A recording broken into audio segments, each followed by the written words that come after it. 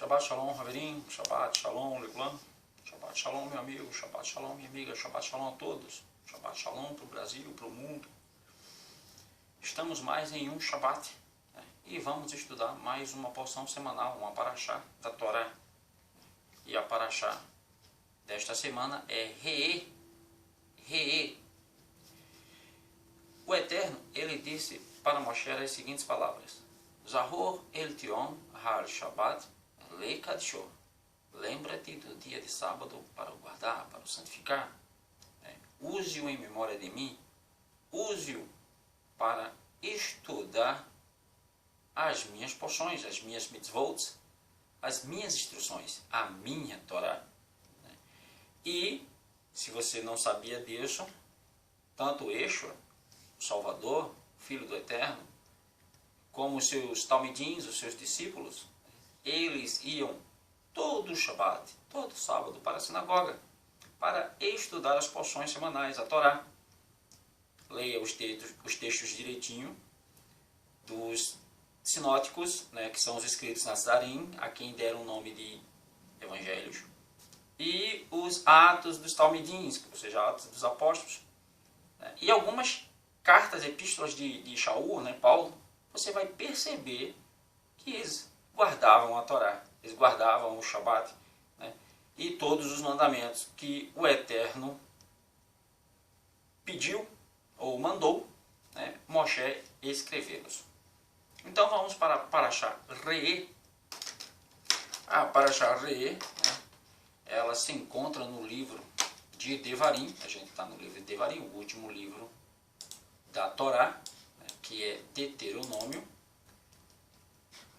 E a paraxá Re'ê, ela começa, né, quando terminou a outra lá, né, Ekev, né, foi Ekev que a gente estudou.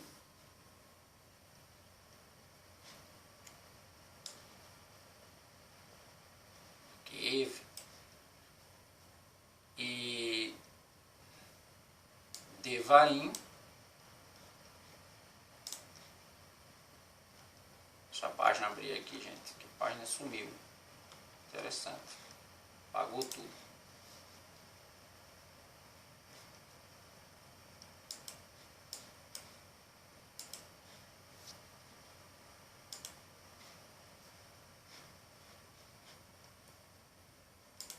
Ela fica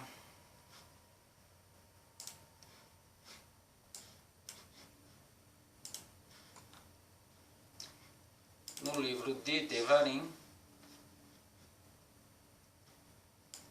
como eu já disse, a partir do capítulo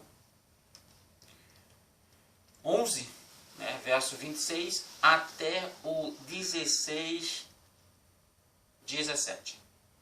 Ok? Aí está a porção Devarim.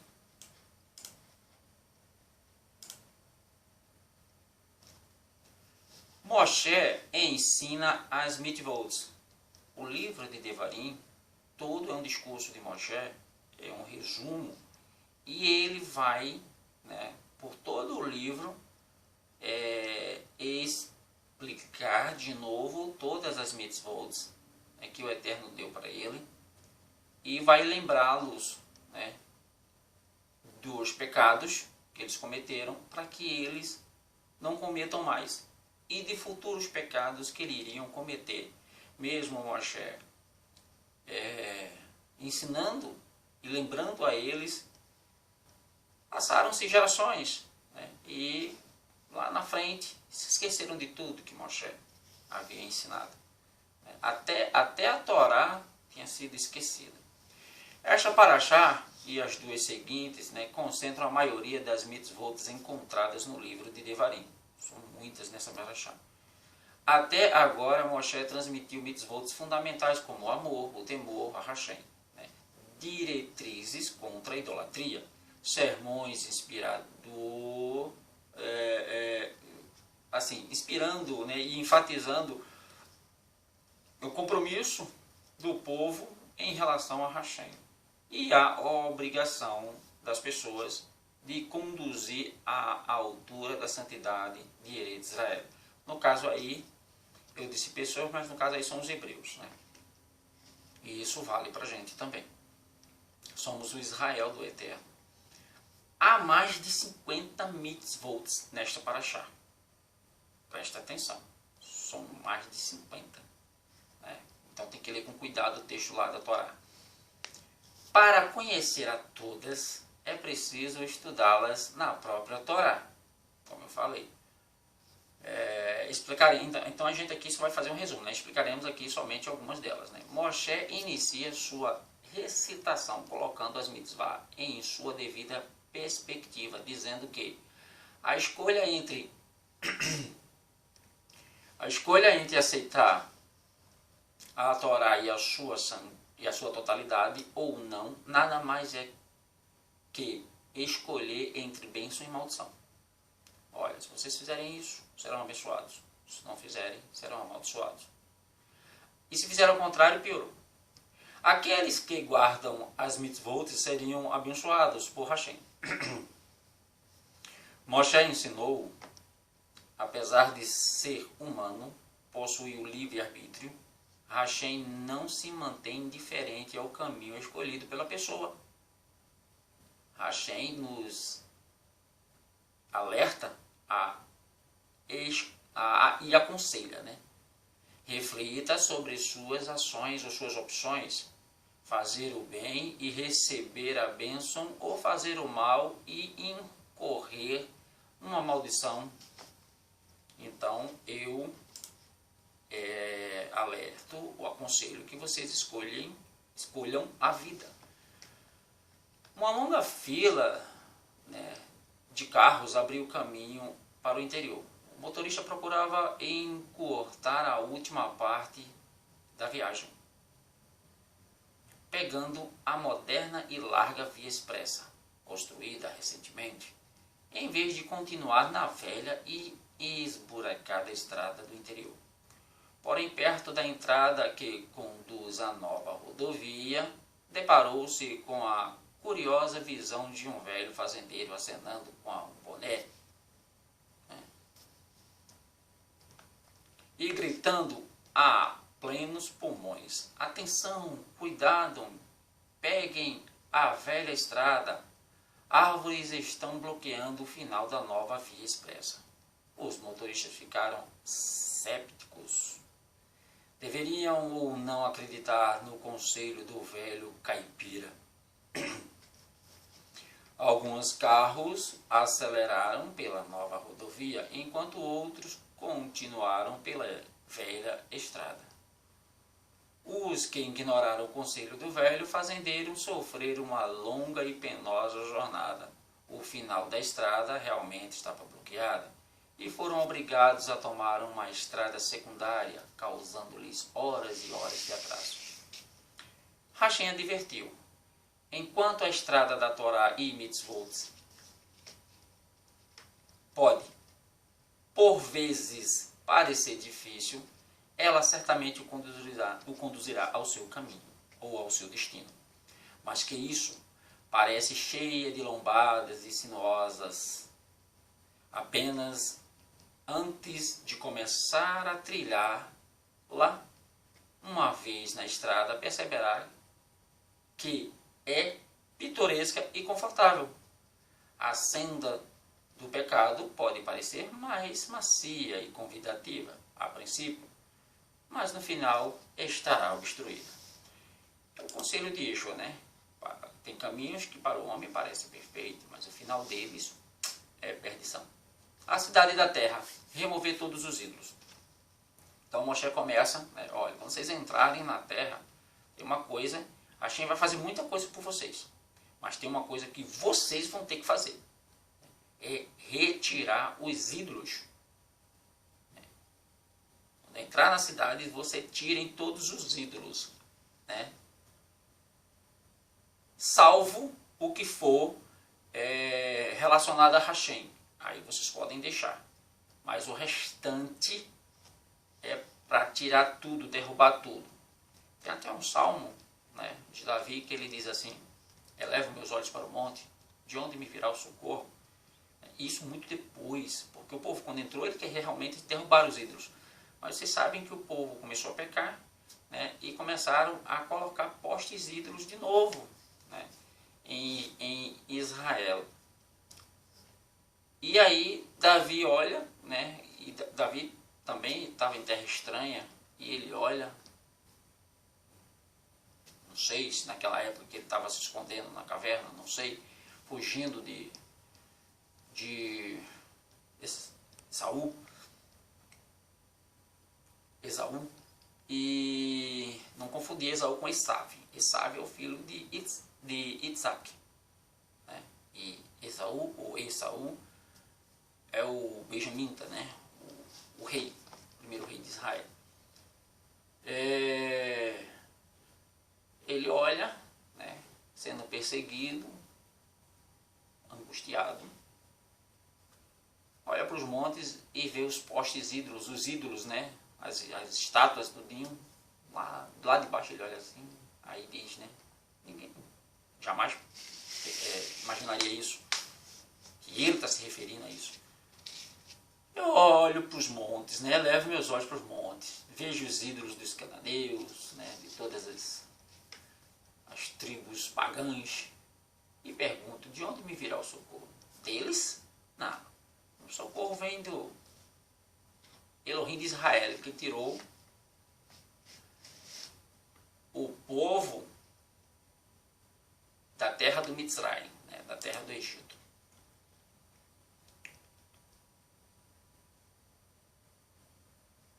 E aí, ao conselho de Moshe, vocês não podem construir uma terra de santidade, né, colocar lá o Beit Hamikdash, até agora era só o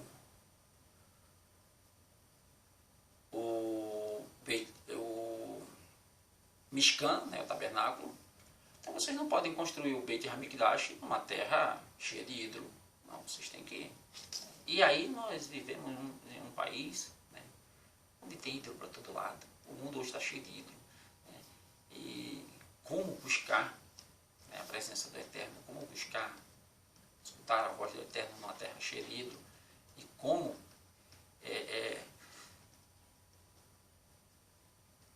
obter resposta, né? Apesar de que hoje somos individuais, né, mas isso porque o Eterno nos deu Yeshua HaMashiach, né? O mundo fosse depender de coletividade para agradar a Hashem, estaríamos ferrados, né? Seria impossível, porque todas as nações são pagãs, né? Então você busca individualmente. E aí vem, né, a promessa do Eterno que o pagão ele chega até a ser abençoado pelos que buscam a presença do Eterno. Onde podem ser oferecidos os sacrifícios, né? Hashem, preste atenção, esse texto aí é bem interessante, porque isso envolve lá, né, o dízimo e as religiões. Porque hoje a religião ela só quer dízimo em dinheiro, né? Mas aqui, esse texto ele está falando da Marcé, né, do dízimo. E existiam três eu expliquei na passada, né? Existiam três formas de dizimar. Uma que era para o levita, outra que era para mim, né? E outra que era para o órfão, para a viúva e para o necessitado, né? Onde podem ser oferecidos sacrifícios. Moshe continuou, você não pode construir altares e oferecer sacrifícios a Hashem em qualquer lugar. Ele, Israel, embora não adore ídolos, assim que você estabelecer no país, Hashem escolherá um local fixo para si. E aí, mais para frente, a gente vai falar da Macé, né?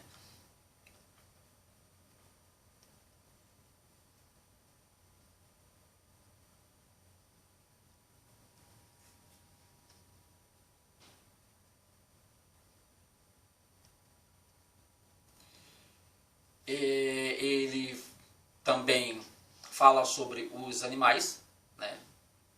Ele repete de novo, né, os animais que podem ser comidos ou não, né, e ele enfatiza a questão do sangue, né? Não podem beber o sangue, não podem beber o sangue dos animais.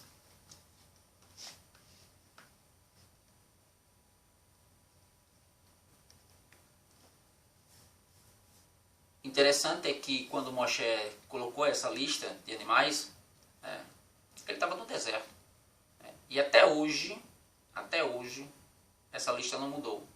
Não se encontrou animal diferente dessa lista, né, com as características, né, que o animal que Moshe relatou possa ter, né? Ou seja, não existe outro animal além daqueles que Moshe relatou. Até hoje, e Moshe estava no deserto. Isso nos garante a veracidade da Torá. Isso nos garante a veracidade da Torá, um livro escrito, né, há 3.500 anos atrás, e continua atual. Até hoje não se encontrou um animal igual ou diferente daqueles que Moshe escreveu, né? Aí vem o Navi Sheker, né, ou seja, o falso profeta. Cuidado, Moshe diz, cuidado com o falso profeta. Aí assim, aí eu acho interessante o tal do cristão, né, principalmente os evangélicos, né, enfatizam muito as palavras de Shaul no tocante para eles, né, ou seja, pegam as palavras de Shaul, né, e reportam para eles, né, ou seja, para o benefício deles, mas não sabem, né, do que Shaul está falando, né, porque Shaul disse assim: se alguém for pregar um evangelho fora do que eu prego, Shaul é Paulo, que esse seja anátema. Só que Paulo está tirando isso das palavras de Moshe. Quem disse isso primeiro foi Moshe. Vai lá ler a Torá, vai estudar a Torá que tu vai entender.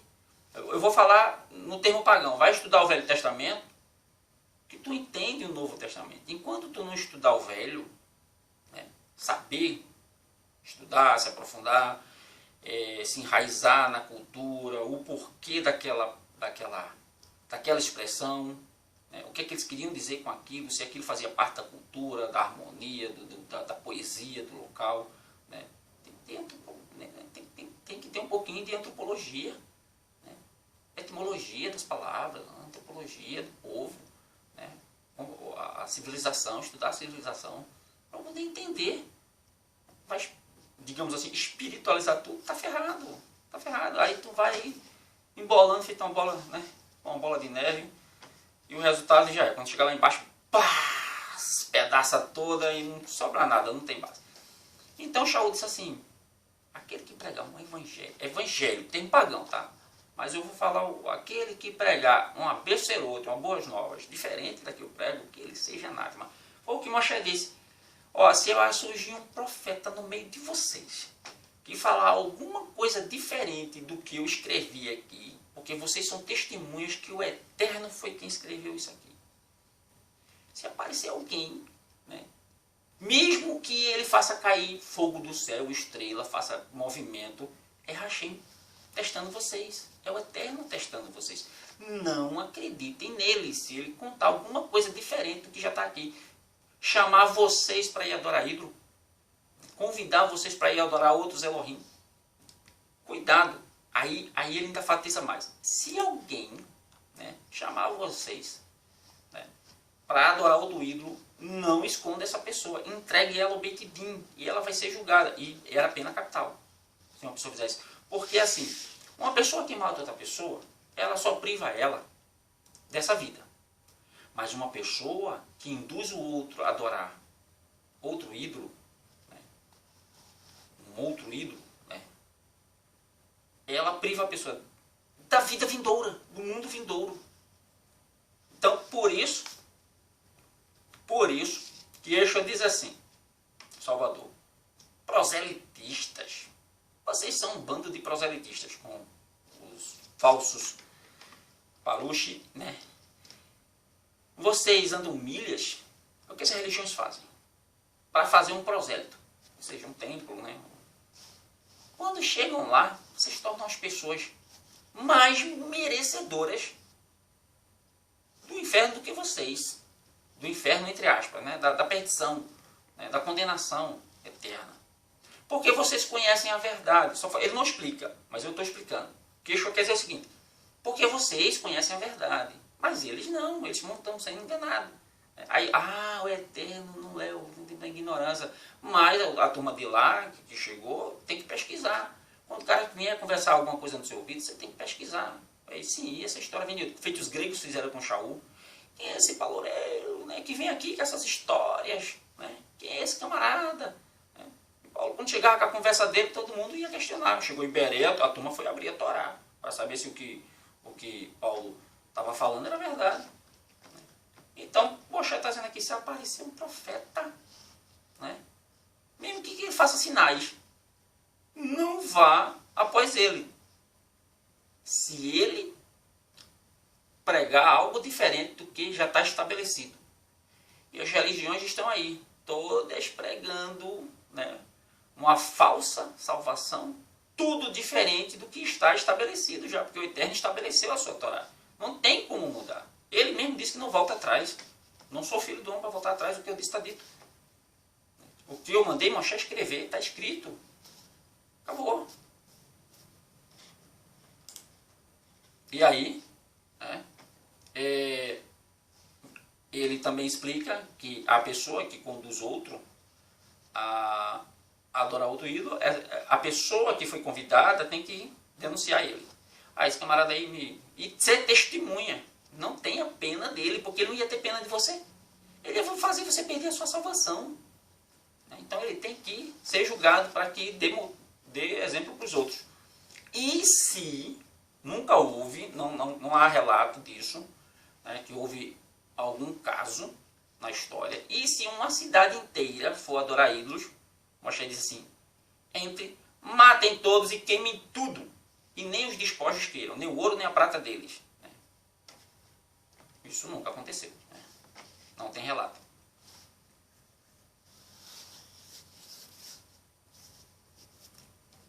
E esse indivíduo que influencia outro a adorar ídolos, né, chama-se de Mesiti. Mesiti, né, que é instigador, o instigador. Aí vem também o Ir Hanidahat, né, uma cidade judaica que adora ídolos. Né? A cidade seria chamada de Ir Hanidahat. E aí ele fala sobre os animais kasher, os que são, né, a importância, né, dos animais. A gente já estudou sobre isso, né? Volta lá as paraxás que a gente já estudou sobre isso. Eu não vou me prolongar aqui não, porque é tudo repetição. Né? Moshe está repetindo tudo o que ele já tinha ensinado. Né? Os animais kasherut, ou seja, os animais que podem ser comidos. Por quê? Por quê? Qual a razão? Né? Porque, assim, já sabemos que isso é um mandamento ruquim, é um ruque, né? Um mandamento forte, difícil, né? Ou seja, sem compreensão. Nós não compreendemos. Né? Então, há uma opinião entre os sábios, né, que as mitzvot da kasherut estão relacionadas com a saúde física. Né? Estudos modernos também dizem ser a alimentação kasher saudável em todos os sentidos. A cada dia, novas descobertas comprovam este fato.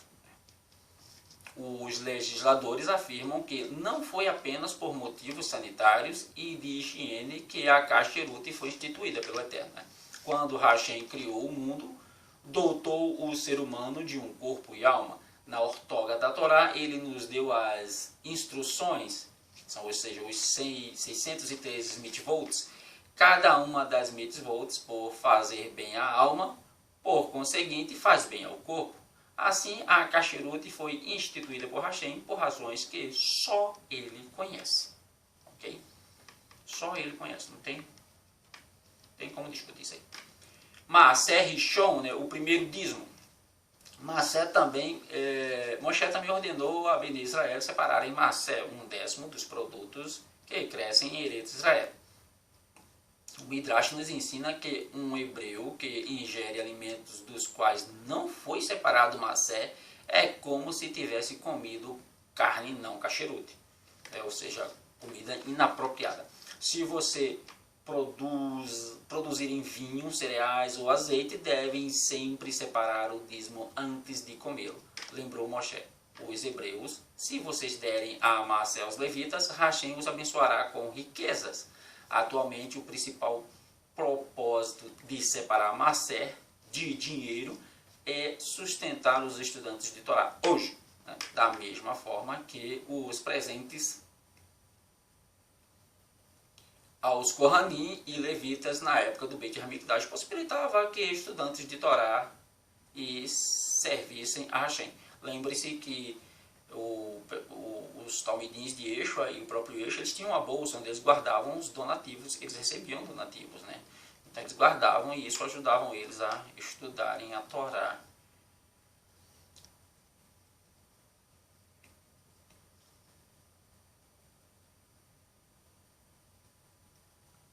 Massé Sheni, o segundo dízimo. Certo? Como aprendemos, o hebreu, né, tinha que separar 1/10 de sua colheita. Dava-o a um levita, após o primeiro Massé.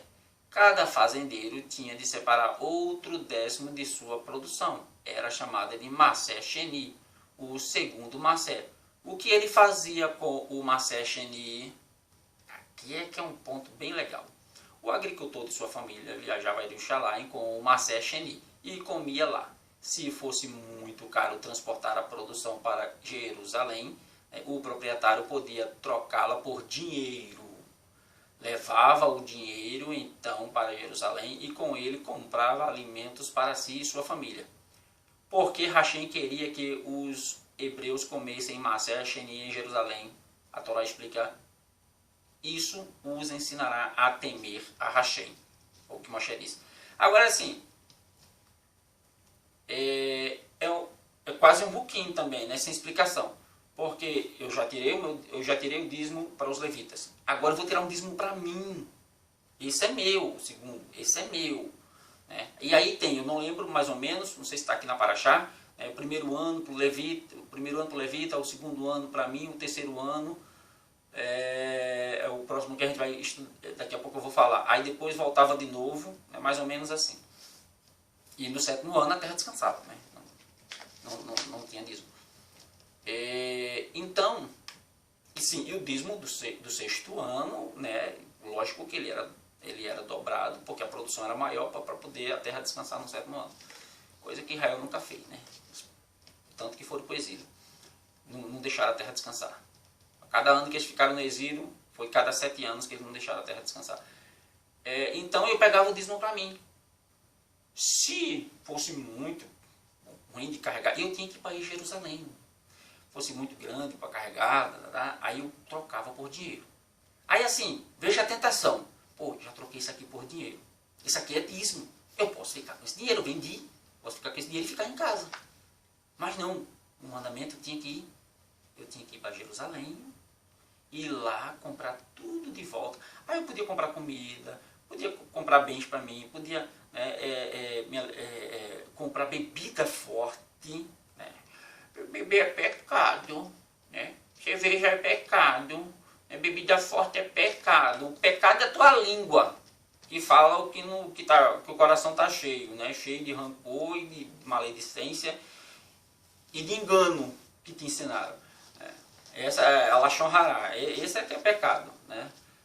Aí o camarada tinha que comprar tudo de volta.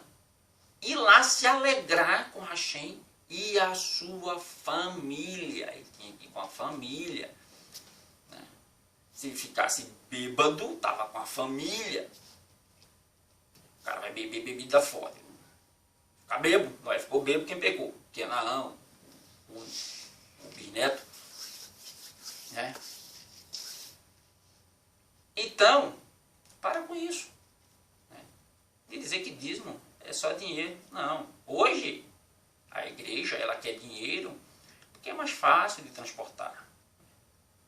E ela não prega isso. Não, olha, 10% é seu para você fazer o que você quiser. Duvido qual é o pastorzinho que diz isso para você. Duvido, ele quer tudo para ele. Todos os dízimos é para ele. Não é? Só que ele não é levita. Ele não é levita. Então para que ele quer dízimo? Ele não é levita. Quem podia pegar dízimo eram os levitas. Agora, o terceiro dízimo, né, nós vamos estudar. Na época do Beit HaMikdash, uma visita a Jerusalém era uma experiência maravilhosa. No Beit HaMikdash, um hebreu podia sentir a presença de Hashem, naquela época, né? Hoje a gente sente no nosso quarto. Até mesmo presenciar milagres. Podia visitar os juízes, né, no Beit Din, né, ou no Sanhedrin, os grandes sábios da nação, e podia admirar os Tzedakim que lá viviam. Quando um hebreu retornava de sua viagem, de Maaseh Sheni, né, em Jerusalém, sentia-se tão entusiasmado que isso o ajudava a cumprir melhor as outras mitzvot. Quando Shaul diz assim, e aí subiremos com ele, está falando arrebatamento, e aí subiremos com ele, não é para voar não, para voar não, o texto está adulterado, não vai voar não, é para subir para Jerusalém, para visitar a cidade 3 anos, toda vez de novo, né? A gente vai visitar a cidade em Shavuot, vou estudar isso aqui, em Pessah, em Shavuot e Sukkot, né? Na festa dos pães asmos, Pessah, na festa das semanas, né? Shavuot, que é né? E na festa de Sukkot, dos tabernáculos, ok? E aí vem Maaseh Ani, essa é a mais difícil.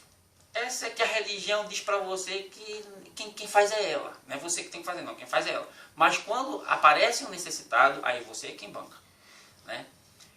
O dízimo para os pobres. No primeiro, segundo, quarto e quinto ano de cada ciclo de 7. Veja só. No primeiro, segundo e quinto ano. Primeiro, segundo e quinto ano. Ficou? Não. Primeiro, segundo, quarto e quinto ano. Desculpa. Né? Ficou o primeiro, segundo. O terceiro não, né? Aí o quarto. E o quinto, dos 7 anos de cada ciclo, o fazendeiro tinha que separar o Maaseh Sheni e comê-lo em Jerusalém. Certo? No terceiro e sexto ano, o agricultor tirava Maaseh Ani, dízimo para os pobres. Ao invés do Maaseh Sheni, esta 10ª parte era para as necessidades que vinham ao seu campo reivindicá-la. Mas em todos os anos ele tinha que dar o primeiro dízimo para os levitas. Shemitah Kesafim, o cancelamento de dívidas. Aí vem também aquela questão de o cara ficou muito pobre, né? Porque o dízimo era para isso. Né? Ele era uma digamos assim, uma mitzvot política, social, para que não houvesse pobres. Mas mesmo assim a turma se endividava, acabava ficando pobre, e aí virava escravos dos próprios hebreus. Só que isso foi profetizado lá atrás. Né? Não sei se isso acontecia, se era só os descendentes de Ham, né, que ficavam pobres e serviam aos descendentes de After e Shem. Né? Mas está aqui mostrando que alguns, né, ficavam pobres e acabavam sendo escravos dos outros. Mas quando chegasse no 7º ano, né, era preciso libertar. E o Eterno diz assim, e quando você libertar ele, faça caridade. Né? Dê a ele um sustento, como se fosse uma indenização, para que ele possa, depois de deixar de ser escravo seu, sobreviver. Não vá jogar o cara sem nada, não. Porque o cara, né?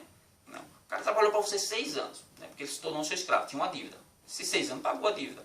Então, quando você liberar ele no 7º ano, dê uma porção para ele, né, se erguer de novo.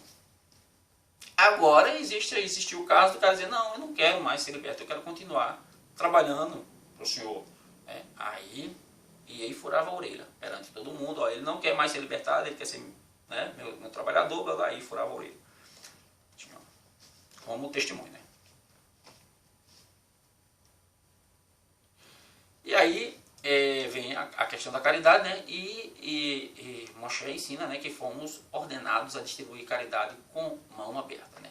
Sobre a mitzvah de tzedakah, a Torá diz nesta parashá, abre a sua mão, patoá, tiftah, et yadcha, seja caloroso e generoso com seu irmão.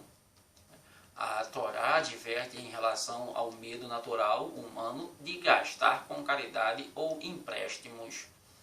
Um hebreu nunca pergunta se deve ajudar ou não uma pessoa, né, somente para que e como oferecer ajuda, porque o ajudante definitivo dos pobres e ricos é o próprio Hashem. Se você tem alguma coisa, porque foi Hashem que te deu.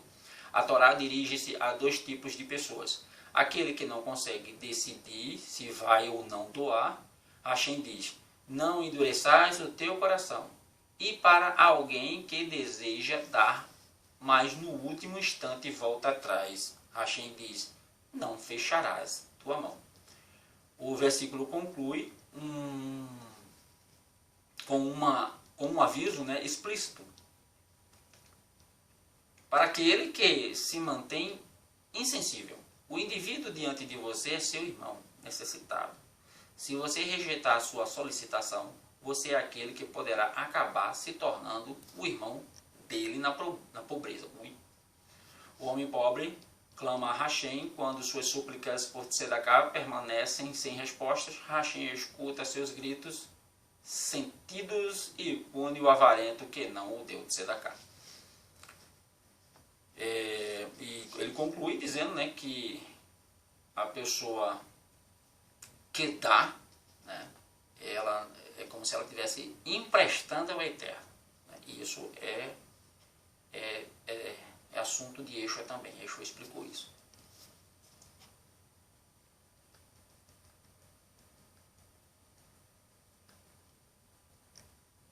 O poder da tzedakah, né? Tzedakah pode prolongar a vida de uma pessoa. 3 atos têm o poder de abolir os decretos dos céus, digamos assim. Né? Que, quando a gente fala decreto do céu, é algo que o Eterno determinou, né? Mas essas três coisas podem amolecer. Não estou dizendo que o Eterno se arrependeu. E isso que eu vou falar aqui são as condições para o Eterno voltar atrás em algo que ele, né, determinou. Não estou dizendo que ele se arrepende. Você vai entender o que eu estou dizendo. 3 atos têm poder de abolir os decretos dos céus. Ou seja, existe uma diretriz já universal, mas com ressalvas. Se, primeiro, o arrependimento, techuvá. Se você se arrepender, você é perdoado. Né? Ou seja, é um decreto, você ia ser condenado. Mas se você se arrepender, você não vai mais ser condenado. Não estou dizendo que é uma palavra, não, são decretos. Né? Decreto é uma coisa. Digamos assim, uma posição do Eterno é outra. Dar tzedakah, e isso amolece o coração do Eterno. E orações, tefilá. Dar tzedakah, ou seja, fazer caridade. E tefilá, as orações. As orações também amolecem o coração do Eterno. Agora, não vai achar que prolongar as orações, não. Você tem que ter um motivo. Né? Tem que ser algo realmente, né, que exista a necessidade de você se dirigir ao Eterno. Não vai tornar isso um ritual. Não, porque está ali porque já é ritual. Sempre a mesma coisa, sempre a mesma coisa, sempre a mesma coisa, sempre a mesma coisa. Tanto que Paulo diz assim, orei 3 vezes, o Eterno me respondeu, não oro mais. Ou seja, já tive a resposta. Às vezes, né, ou quase sempre, a gente acha que o Eterno não respondeu às nossas orações porque não foi da nossa forma. Ah, pai, quero um carro, ah, pai, quero um carro, ah, pai, quero um carro. O Eterno está olhando assim, se eu te der um carro, tu é um cara meio, né? Tu vai dirigir loucamente, vai terminar batendo, vai te trazer prejuízo, né? E quem sabe até morrendo ou prejudicando outras pessoas. Não vou te dar. Aí o camarada diz, poxa, Rachei não escuta. No caso Zeus, né? Deus não escuta a minha oração, não me dá um carro. Só porque não deu, não escutou. Não, ele escutou, ele só não quer dar. Aí, como não foi a tua vontade que foi feita, né? Aí Deus não escutou. A religião faz, bota o Eterno dentro de uma caixinha. Pega a caixinha, bota o Eterno dentro da caixinha. O Eterno não, né? Os Zeus deles. O Zeus, né? Deus, Zeus deles, bota dentro da caixinha. Fique aí e faça tudo o que eu quiser. O que eu quiser você faz. O que eu ordenar você faz. Né? Eu até já adulterei a tua palavra. Eu disse que tudo que será ligado na terra será ligado no céu. Então, tudo que a gente fizer aqui na terra, você tem que bater o martelo aí em cima. Foi isso que a religião fez. Quando o texto diz, né, que Yeshua disse assim, aquele que disser amém neste mundo, dirá amém no mundo vindouro. Ou seja, se você concordar com os decretos do Eterno neste mundo, você estará no mundo vindouro. Se você disser amém, amém não é assim seja, né? Se tudo que acontecer na tua vida, você disser, o Eterno continua, rei fiel, Elohim Melech Neiman, Elohim é rei fiel. Ah, perdi a casa, Elohim é rei fiel. Ah, perdi as finanças, fiquei pobre, Elohim é rei fiel. Né? Você estará no mundo vindouro. Mas aí a igreja, né, mudou, né? Que a gente estabelecia aqui na terra, o Eterno tem que, os Zeus, né, tem que concordar lá em cima. A gente é quem manda agora. O que a religião diz. Ah, tadinhos. Halachotes, né? Seja, leis referentes a Tzedakah. Se alguém tem parentes pobres, a prioridade é ajudá-los. A mitzvah de Tzedakah abrange dinheiro, alimento, né? O valor mínimo a ser doado a Tzedakah é 1/10 de cada coisa. Isso, né, já não é mais estabelecido. Isso era o que ele determinou para Israel naquela época. Israel quebrou a aliança, então o Eterno, quando renovou a aliança, né, ele já não estabeleceu mais esses 10%. Né? Portanto, lá em Atos dos Talmidim, você dá com alegria. É melhor você dar com alegria do que dar 10%, né, com rancor. Quando não tiver dinheiro consigo para contribuir, ao menos seja amável com o pobre. Né? A tzedakah deve ser dada de maneira amigável, que é o que Paulo diz, né? Dê com alegria.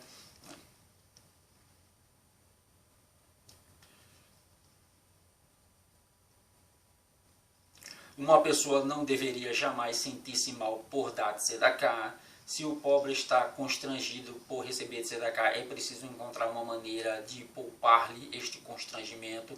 Por exemplo, pode dizer que o dinheiro é um empréstimo, depois deixa para lá. Né? A maneira mais sublime de cumprir mitzvot é quando o doador não conhece quem recebe e quem recebe não conhece quem dá. Essa é a tzedakah do nível mais alto. Eu vou dar, mas eu não quero que ele saiba que sou eu que estou dando. De repente é meu vizinho, está passando necessidade, eu não quero constranger ele, né? Vou pedir para alguém dar a ele. Né? Isso é muito louvável. Né? Mas as pessoas dão e bate foto hoje, né? Dão e bate foto. Essas instituições com fins lucrativos chamadas de empresas, né? Quando faz um negocinho desse, faz aquele maior, né? Carnaval, a gente está dando, né? E tem umas até que dá e não diz nada. Louvável, né? Louvável. Tem umas que dá, né, que dão e não fazem esse carnaval todo. Isso é louvável. O Eterno, ele contabiliza tudo isso mesmo, né? Que seja um pagão que esteja fazendo. Ele será julgado pelos seus atos. Então, a forma mais elevada de tzedakah é quando você dá e a pessoa que está recebendo não sabe que foi você que deu. E ele também não saber quem foi que deu, né? Isso diminui o constrangimento. Por exemplo, até para você, porque se um dia ele se elevar a um grau de poder aquisitivo maior do que o seu, depois vai passar por você, né? E vai falar alguma coisa desse tipo, aí você vai dizer assim, Ajudei o cara e agora o cara nem liga para mim, né? Primeira coisa. Né? Para livrar você de fazer esse tipo de julgamento, né? Nem falar comigo, mas aí é com você, né? Ele sabe que foi eu que ajudei. No dia do julgamento ele vai saber.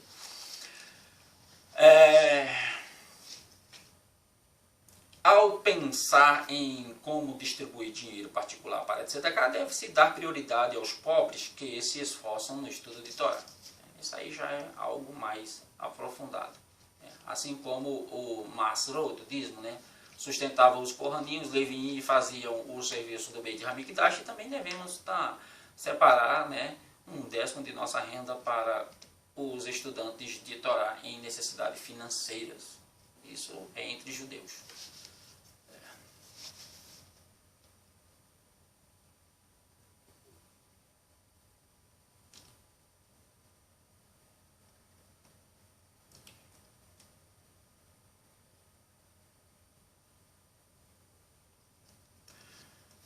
Moshe continuou, né, com outra mitzvah de Hesed, né, ou seja, dar presentes a um servo hebreu. Né. Aprendemos que uma pessoa furta dinheiro e não pode pagá-lo. O Beit Din vende o ladrão como servo. O dinheiro, eu já expliquei isso aqui, né? Que é quando você dispensa o trabalhador, você dá um presente para ele. E aí vem as 3 festas de peregrinação. Eu tenho 15 minutos, né? E vem terminar com isso, né? Shalosh Regalim, quando visita-se o Beit HaMikdash. Né? Depois de ler exortações, ou ter exortado, né, sobre dízimo né, sobre a ida a Jerusalém, a Torá agora menciona as 3 festas quando o hebreu, né, faziam peregrinações de Jerusalém. Lembre-se que Yeshua, né, quando o suposto desaparecimento dele, né, ele estava na Yeshiva, na escola rabínica, estudando a Torá lá, né, na sinagoga. No caso era uma Yeshiva, né, uma escola. E aí os pais encontram ele lá. Aí ele diz assim, eu tenho que tratar dos negócios do meu pai. Né? E foi numa dessas festas, né, que Yosef e Miriam subiram com Yeshua a Jerusalém. E aí ele se perdeu, né? Entre aspas. A Torá repete a obrigação de viajar para o Beit HaMikdash, né, em Pessah, Shavuot e Sukkot. Durante estas épocas tão essenciais, comparecer ao Beit HaMikdash para que você saiba que Hashem é o mestre que controla as leis da natureza e sustenta o mundo. Agradeça a ele e obedeça a seus mandamentos. Hoje você pode fazer isso no seu quarto. Não precisa ir, Shalai. Só no reino do Mashiach que a gente vai ser convidado de novo a ir lá. A Torá promete que Hashem protege as posses dos que deixam seus lares para cumprir esta mitzvah. Hashem diz, os hebreus que abandonam seu ouro, prata e outros bens a fim de saudar a Shekhinah, né, estão sob minha proteção. Quem cumpre mandamento está sob a proteção do Eterno. Resumindo. Né? Simha Beit HaShoveah. Perdão, gente. Simhat Beit HaShoevah. A celebração da alegria em Sukkot. Para cumprir a mitzvah de alegrar-se em Yom Tov, a celebração acontecia em todas as noites de Sukkot, o Beit HaMikdash, a partir da segunda noite, são chamadas de Simhat Beit HaShoevah.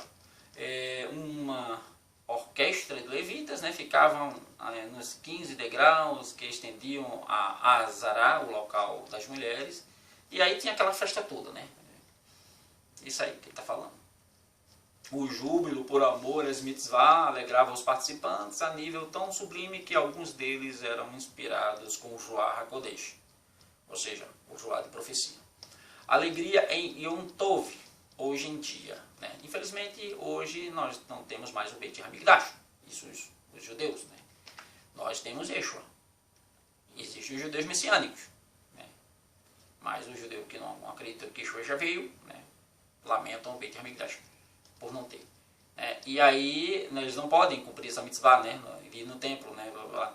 Mas certamente, né, poderemos cumprir a mitzvah de nos alegrar em Yom Tov, né, como podemos cumpri-la oferecendo a cada membro da família algo, né, que anime sua alma, né, roupas, joias para as mulheres, guloseimas para as crianças e por aí vai. Isso no dia de Yom Tov, né? Yom Tov, a gente já estudou sobre isso. Como devemos comemorar Yom Tov, né? Comendo, bebendo, descansando e estudando Torá. Rabi Yehoshua ensina: divida seu Yom Tov, né? Despenda uma parte dele em deleites físicos e em parte no Beit HaMikdash, casa de estudos. Todas as comunidades, né, que a gente vai contar um pouquinho sobre, né, o mundo judaico. Todas as comunidades judaicas da diáspora que estão fora de Israel, tá, são ordenadas a observarem 2 dias de Yom Tov, em vez de um comandado pela Torá. Porque a providência fez que fossem observados 2 dias, né? E Yom Tov fora de Israel, direito de Israel. Rabi Abahu explicou, em nome de Rabi Yohanan, uma vez que o povo hebreu, ou judeu hoje, né? Porque o hebreu é só os judeus hoje, não observou adequadamente um dia de Yom Tov enquanto estava em Eretz Israel, Hashem fez com que eles observassem 2 dias no exílio para expiar seus pecados. Hoje nós temos de Yeshua para expiar os nossos pecados, né? Porque o dia de Yom Tov era para expiar pecado, né? Eu digo para vocês que eles... Isso não impede você de fazer isso não, tá? Se você quiser cumprir Yom Tov hoje, separar um dia do ano, né, para pedir perdão, né, que é o dia de Yom Kippur, né, isso é normal, né, não tem problema nenhum. Eu peço todo dia, né, a gente peca todo dia, peço todo dia. A observância dos dias de Yom Tov, um fenômeno do exílio, desperta em nós o desejo de pedirmos a Hashem que nos faça retornar à terra restaurada. Isso é o sonho deles, né? Só que isso vai acontecer, mas eles vão ser enganados, como a gente já estudou. Bom, gente, a Parashá terminou, né? Tentei resumir aqui, mas você pode ler o texto lá, né? Que vai do 17 até do 11 até o 16. Lê do 11 até o 16, lê o 16 todo, porque aí pega, né? Não tem problema. De Devarim, Deuteronômio. E você vai entender melhor, né, as mitzvot que estão lá, né, junto com o que eu falei aqui. Terminamos a porção Re, né, veja, e vamos recitar agora Birkat Kohanim e vamos nos despedir, né, que assim o Eterno nos permita estarmos aqui. Emitse Hashem, que o Eterno nos permita estar aqui no próximo Shabbat, se assim o Eterno nos permitir. Yivarechecha Adonai, Veishmerecha, Yair Adonai Panavelecha, Vihuneka, Itzah Adonai Panavelecha, Veyaselecha. Shalom. Elohim Melech Neman, Elohim é rei fiel. Vetedu et Haimet Techahe et Re. Vetedu et Haimet, Vehaimet Techahe et Re. Conhecereis a verdade, e a verdade te libertará. Conhecendo a verdade te libertará. E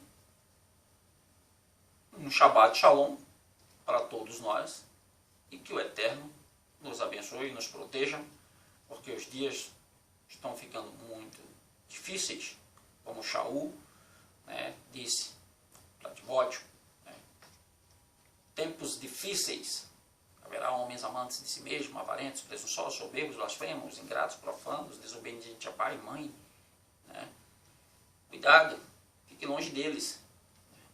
Tenha entendimento. Entendimento, conhecimento e discernimento torna o homem sábio. Shabbat Shalom e até a próxima. Gostou? Compartilha, dá um like, ajuda aí. Né? Você dá like num monte de porcaria, né, lá do YouTube, dá like. no conhecimento também. Que bem que tem muita gente, né? Tem pessoas que dizem, ah, eu não entendo o que você fala. Eu não sei como é que eu vou falar mais fácil. Eu não sei. Então, me ensina. Eu não sei. Como é que eu vou falar mais fácil aqui? Né? Ah, eu não entendo, eu não concordo. Direito seu. Né? Direito seu. Agora, não concordar, é preciso ter embasamento para não concordar. Né? Aí você tem que, né, ter uma base para não concordar. E se a tua base for a religião, que pena. A tua base não tem alicerce. Ou seja, é uma base sem alicerce. Porque base já é alicerce. Né? Então você não tem base nenhuma. Shabbat Shalom a todos. Um abraço e até o próximo Shabbat. Shabbat Shalom.